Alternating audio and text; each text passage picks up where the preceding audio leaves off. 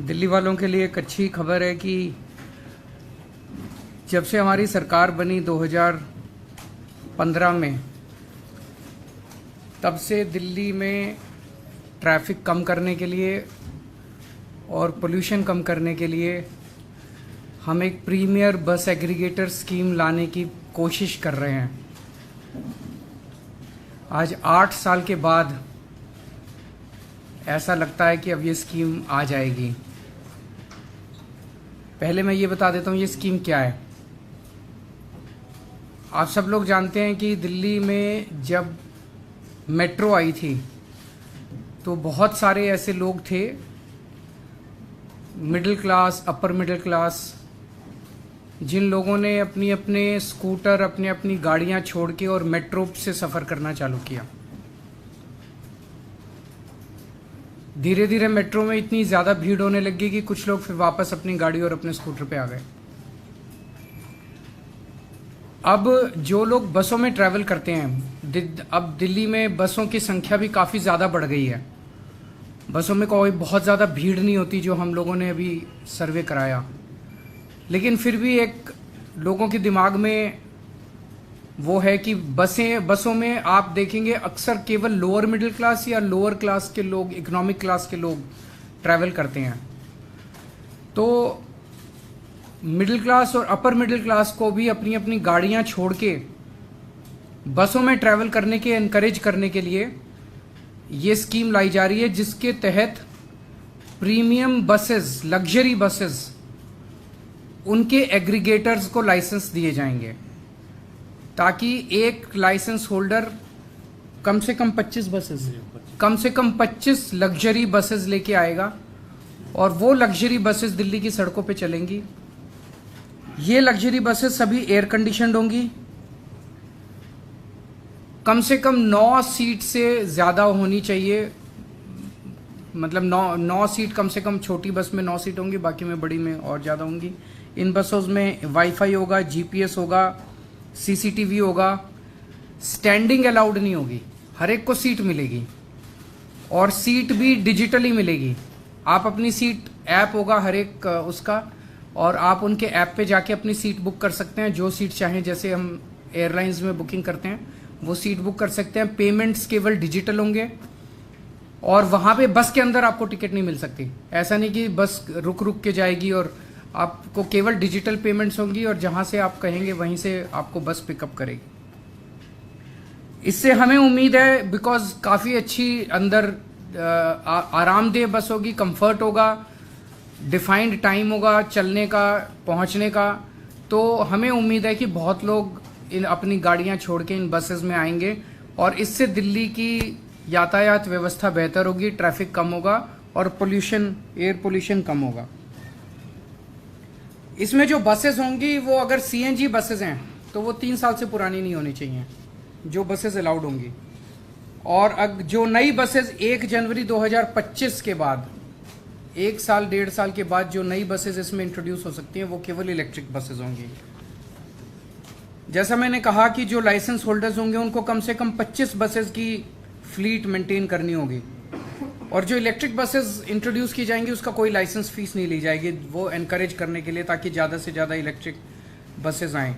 एक इस पॉलिसी की खासियत यह है कि इस बसेस का रूट हम डिसाइड नहीं करेंगे, इन बसेस का रूट मार्केट डिसाइड करेगी।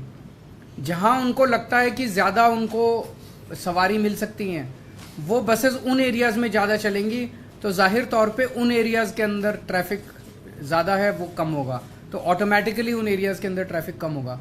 उसे जो भी रूट वो डिसाइड करेगा बस ऑपरेटर, उसे हमें सिंपल डिपार्टमेंट को इंटीमेट करना है कि मैंने आज से एक नया रूट चालू कर लिया।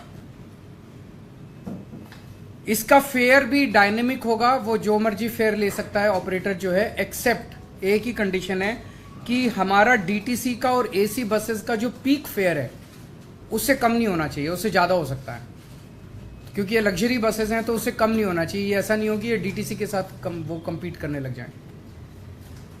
तो मोटे मोटे तौर पे ये पॉलिसी है, लेकिन मैं थोड़ा सा आप लोगों की जानकारी के लिए बता दूं कि कितनी मशक्क़त की है इस पॉलिसी को लाने के लिए।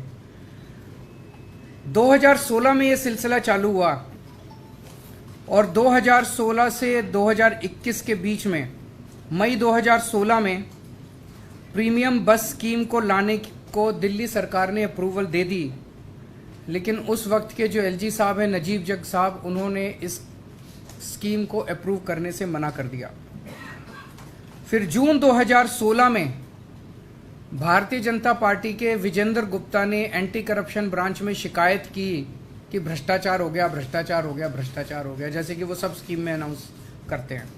और इसकी सारी जांच वाँच हो गई। स्कीम आई नहीं थी, अभी तक स्कीम आई नहीं थी, बच्चा पैदा ही नहीं हुआ था और भ्रष्टाचार हो गया, भ्रष्टाचार हो गया, भ्रष्टाचार। इसकी सारी जांच वाँच हुई, इसमें कुछ नहीं निकला इनका, जैसे हमेशा नौटंकी करते हैं। 2017 से 2019 के बीच में ट्रांसपोर्ट डिपार्टमेंट में ऑब्जेक्शन लगाया कि भाई मोटर व्हीकल्स एक्ट के अंदर ये स्कीम नहीं ला जा सकती।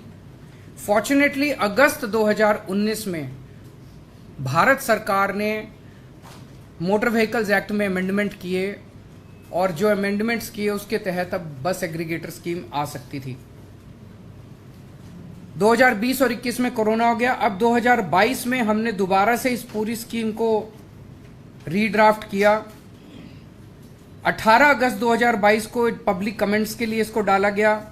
8 सितंबर तक कमेंट्स आए। उन कमेंट्स को और इसको लीगली वेट करके 8 मई को इसे दिल्ली सरकार की मुख्यमंत्री की अप्रूवल मिली और 25 मई को एलजी साहब की इसको अप्रूवल मिली। तो एलजी साहब से जब ड्राफ्ट स्कीम अप्रूव होके आई तो इसको दोबारा पब्लिक के कमेंट्स के लिए डाला गया 29 मई को। और जो अब कमेंट्स आए हैं उन सारे कमेंट्स के साथ, और 27 जुलाई को ट्रांसपोर्ट डिपार्टमेंट ने एक स्टेक होल्डर कंसल्टेशन भी किया। उससे जितने कमेंट्स आए, तो जो कमेंट्स आए हैं उसमें जो एलजी साहब ने अब अप्रूव की थी स्कीम, वो बहुत ही माइनर 2-4 छोटे मोटे चेंजेस हैं। ये आज मैं अप्रूव कर रहा हूँ इस स्कीम को और आज इसको एलजी साहब के पास भेजा जा रहा है। तो जैसा कि एलजी साहब इसको ऑलरेडी 25 मई को अप्रूव कर चुके हैं, तो उसमें बहुत माइनर चेंजेस हैं। मुझे उम्मीद है कि एलजी साहब इसको अब जल्दी अप्रूव कर देंगे और अब दिल्ली पूरे देश का पहला शहर होगा जहां पे इस किस्म की बस एग्रीगेटेड प्रीमियम बस एग्रीगेटर स्कीम आ रही है। और मेरा अपना मानना है इससे दिल्ली के लोगों को बहुत बहुत सुविधा मिलेगी, ट्रैफिक भी कम होगा, अच्छा ट्रांसपोर्ट भी मिलेगा, वर्ल्ड लेवल का ट्रांसपोर्ट मिलेगा और पोल्यूशन भी कम होगा।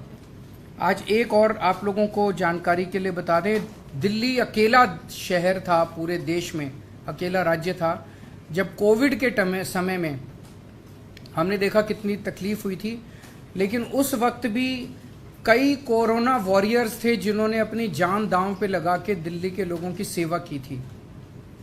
जो कोरोना वॉरियर्स शहीद हो गए, ऐसे लोगों को दिल्ली अकेला राज्य है जिसने 1-1 करोड़ रुपए की उनकी शहादत का सम्मान करते हुए उनके परिवार को, मैं, मेरे मंत्रीगण, उनके घर जा जा के हम उनको 1-1 करोड़ रुपए का चेक दे के आए थे।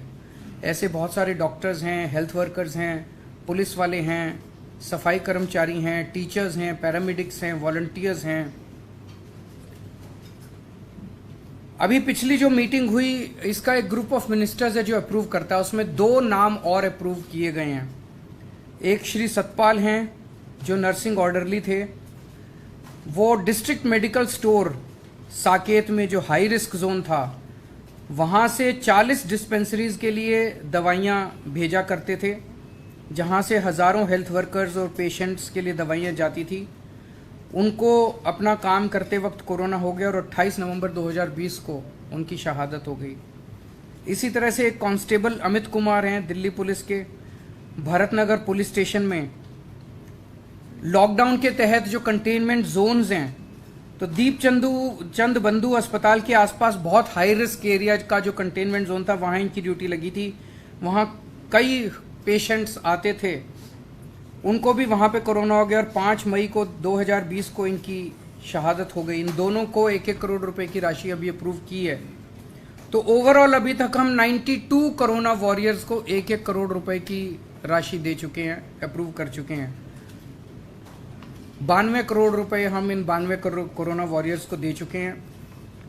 मैं उम्मीद करता हूँ इनकी आत्मा को शांत, भगवान से प्रार्थना करता हूँ शांति मिले और हम पूरी तरह से इनके परिवार की जो भी ज़रूरत पड़ेगी मदद करेंगे। सो इन दोनों मुद्दों पे अगर आपके कोई प्रश्न है तो। सर पहला सवाल है, लास्ट टाइम जब आपने जैसे मेंशन किया कि जब ये पॉलिसी लेके आए थे बीजेपी ने बहुत हंगामा किया, एनसीबी तक पहुंचा, तो क्या कोई सर्टेन ट्वीट्स आपने किए हैं कि इस बार फिर से पॉलिसी उस जो इन्वेस्टिगेटिव अब एक्चुअली केंद्र सरकार ने अपने मोटर व्हीकल्स एक्ट में कुछ चेंजेस किए हैं। वो चेंजेस करने के बाद उन्होंने कुछ एक खाका तैयार किया है कि ऐसे बनाई जा सकती है। तो केंद्र सरकार के जो चेंजेस हैं मोटर व्हीकल्स एक्ट में, उसको ध्यान में रखते हुए हमने पॉलिसी बनाई है। पहले जो हमारी पॉलिसी थी वो हमने अपनी सोच के हिसाब से बनाई थी। मुझे लगता है वो पॉलिसी केंद्र सरकार ने भी देखी थी, उन्होंने इंटरनली तारीफ भी की थी, तो उसको देखते हुए हो सकता है उन्होंने बाद में सब्सिक्वेंटली मोटर व्हीकल्स एक्ट में अमेंडमेंट किए हों। सर इंडिया अलायंस को लेकर अखिलेश यादव का एक बड़ा आज उस पर नहीं, ये अब मैं समझता हूँ जैसे ही एलजी साहब क्लियर कर देंगे, नोटिफिकेशन जारी हो जाएगा, उसके बाद लोग लाइसेंस के लिए उसके 90 डेज के अंदर करना है, उसके 90 डेज के अंदर ये लागू हो जाएगी। सर कोई टारगेट भी है, कितने मैक्सिमम नंबर ऑफ लाइसेंसीज होंगे, कितना बस मैक्सिमम? देखिए ये मार्केट ड्रिवन है, सो जिसको लगेगा कि there is a market for, वो सभी लाइसेंस लेने के लिए आएंगे। सर ये सवाल ये है कि राष्ट्रपति ने दिल्ली सुधार विधेयक को वापस कर दिया है। दिल्ली सुधार बिजली सुधार विधेयक 2022 में दिल्ली सरकार ने पास करके भेजा था विधानसभा से, वो राष्ट्रपति ने वापस कर दिया है। कौन सा? मुझे आइडिया नहीं, मैं चेक करके बता देता हूँ। Thank you.